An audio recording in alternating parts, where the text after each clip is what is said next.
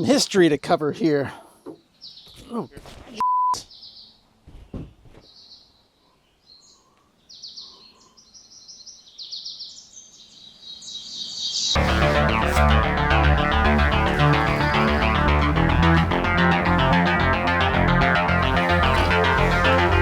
I have no memory of purchasing this 1974 Mini Korg 700S, but I do remember taking it to the shop in the basement and customizing it. Apparently something I've always had a tendency to do by painting it cherry red and making new side panels with Cadillac fins. I very much remember 1985 performing in the Dexter High School Cafetorium Aldo Nova Fantasy with this beauty. And when I left home for school, also in '85, this thing disappeared from my life. I assumed forever, but my sister just produced it out of her barn. So I'm going to take a break from restoring the cabin to restore this, and I'd like to somehow bridge the gap between what 15-year-old me thought looked great and what I'd like it to look like now. And then we'll fire it up and see if it works or if there's a family of mice living inside.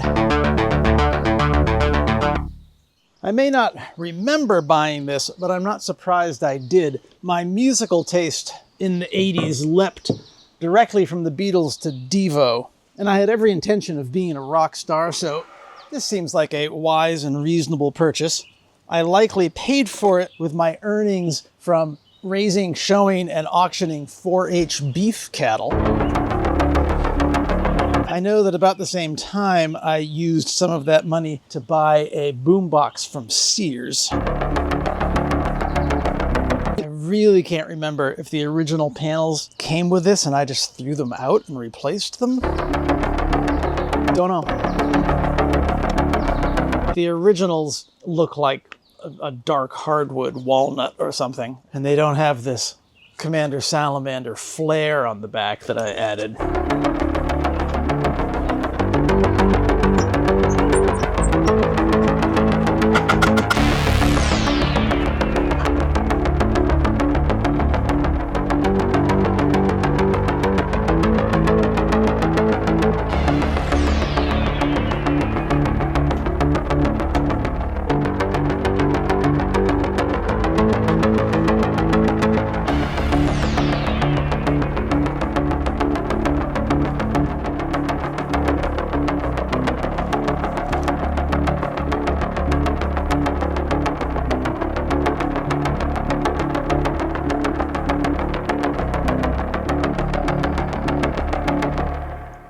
I think I would be wise to stop pulling this apart at this point. I can now at least get into the interior to blow it out or vacuum it out or get some of the crud out of there anyway. And the pieces are separate enough that I can clean them, paint them if I want to paint them, and then get this thing back together. Should probably try to power it up before I put it back together. Cleaning time, nonetheless.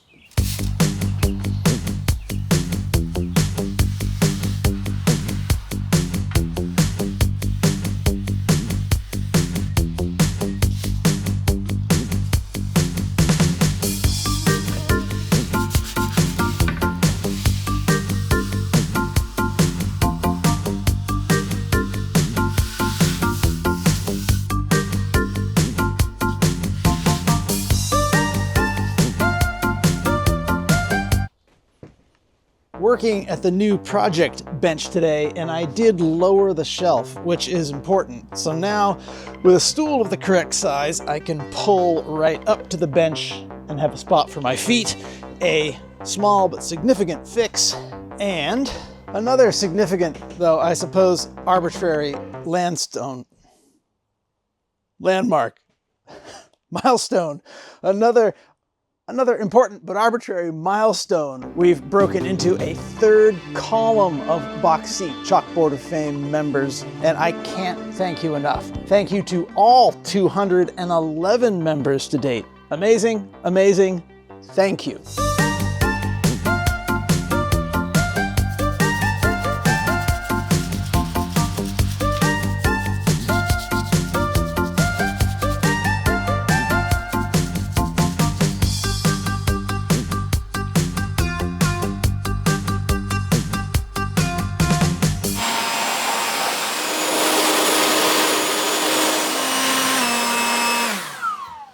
worked as a conservator in an anthropology museum for a couple of years. One of the jobs that has contributed to my rather eclectic skill set. In that museum, we had this amazing vacuum system. You could attach different sizes of rubber tubing to it and vacuum out teeny little spots. I need that for this gig. Made do with a leaf blower.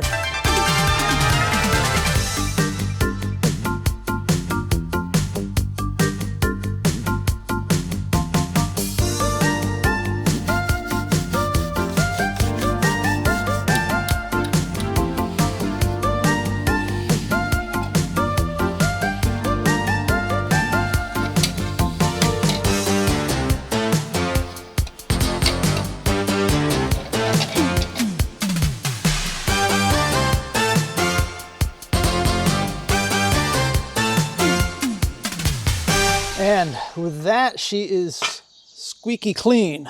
I do want to investigate functionality before I close it back up. And what better to run this through than this fine Panasonic that was in the camp when we took it over. And the challenge of the moment is that I went into the local music store and yes, got a cable, but I need an RCA adapter to head into here. And all they had was a mini stereo plug adapter. So I'm going to cut and splice and cross my fingers.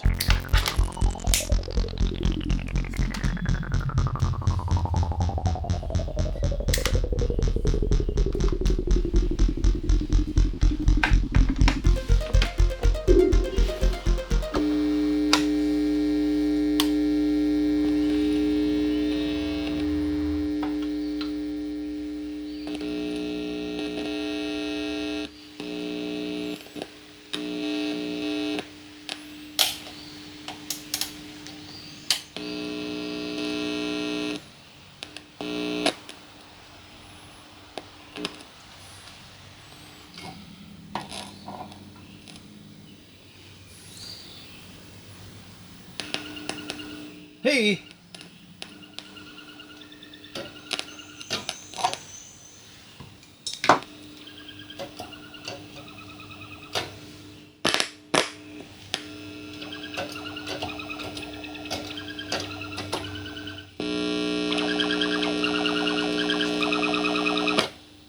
Okay, well, I cannot make a clean enough connection through this crude operation underway, but test successful. She seems to still work. A complete aside, a porch aside, a YouTube channel you probably know already, but if you don't, check it out. Make Something with Dave Picciuto.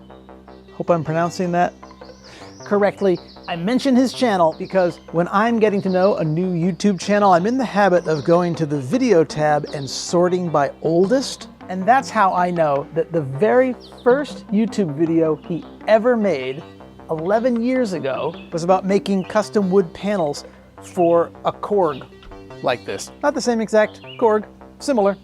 And in the realm of YouTube synchronicity, that seemed too coincidental not to point out. Check it out, link in the linky place.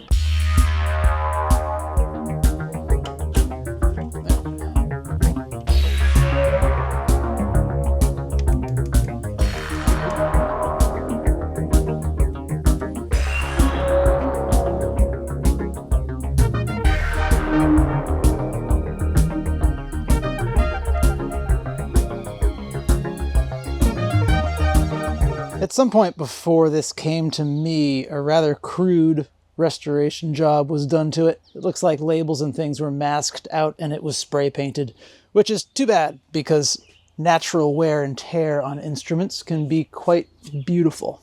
And now the hard part. At least I'm finding it hard. It's rare that I have such difficulty with design choices. I think it's because I'm debating with my 15-year-old self. There's a dead mosquito stuck to my clean key. And so, 15-year-old self, I'm going to compromise with you and split the difference. Now, anyone who's worked in the VFX industry knows that splitting the difference is a safe, sometimes non-decision. Every once in a while, it's actually the way to go. I'm going to return this panel to its original black, but keep the PV-powered sticker. At the time, I bought a PV amp, probably with the last of my 4-H money. And the side panels I'm going to return to the original silhouette, but because I made these out of pine, nothing special, I'm going to paint them, but try to maintain a panel of this red from 1985. We're going to have to see how that goes as it goes. All right? All right.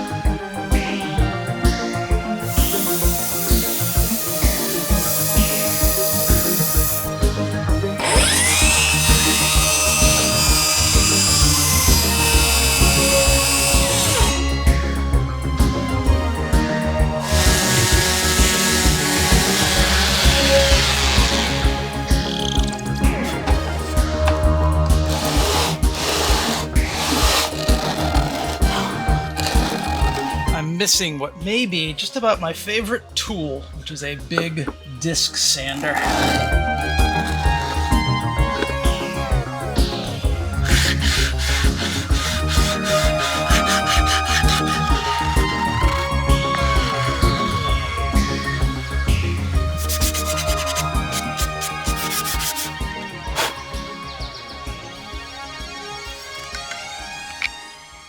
Okay, 15-year-old me, you've got me in a corner. Plan A was going to be to mask this front surface with my old paint job and paint the rest the satin black. But I think that will just look somewhat contrived. And I wish this wood were something more interesting. But then again, an inexpensive piece of pine was all that 15-year-old me had access to. And I don't want to stain this to look like another piece of wood because I find that sort of thing disingenuous. Maybe I put some tung oil on this piece of pine and celebrate the history of all this and leave them as they are. That's the way to go.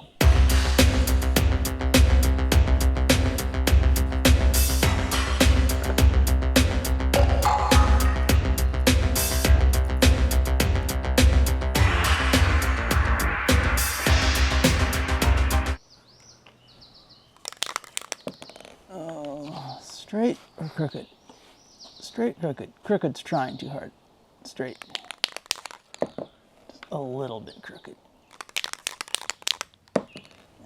Don't touch the D.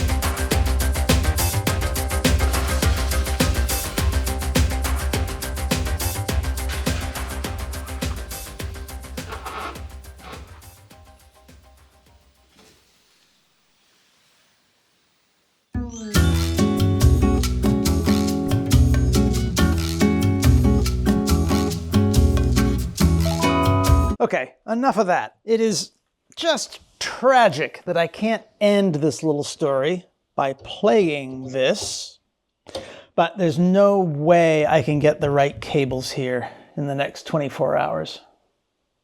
I've also been thinking that it's, if not tragic, disappointing that considering the role that 15-year-old me has played in this story, that I don't have any photos of him. I can only think of two. One with glorious mullet and acid wash denim jacket, And they're both in San Francisco. But that I can do something about.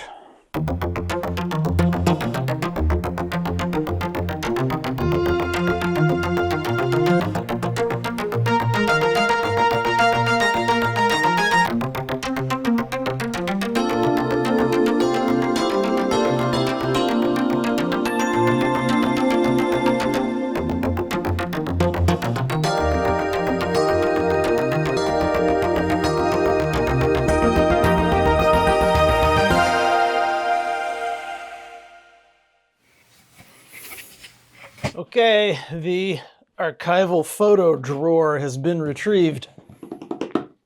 Somewhere in here, maybe. Ah, hit number 1. This is probably 83 or 84 me. Still looking reasonable in a Tom Cruise risky business sort of way. It's a little bit amazing that we're hunting for 1 or 2 available photos of me from the second half of a decade. You know how many photos I have of my kids when they were 15, 16 years old? Thousands. Oh my gosh. I have hit upon a forgotten treasure trove of early work photos. Just when I thought I had all my work stuff documented. Oh, there's a Nilo Rodis maquette, which I didn't have any photos of. All right, we're not doing this now. I will undoubtedly scan all these and feed them onto my Instagram page. Oh, there we go.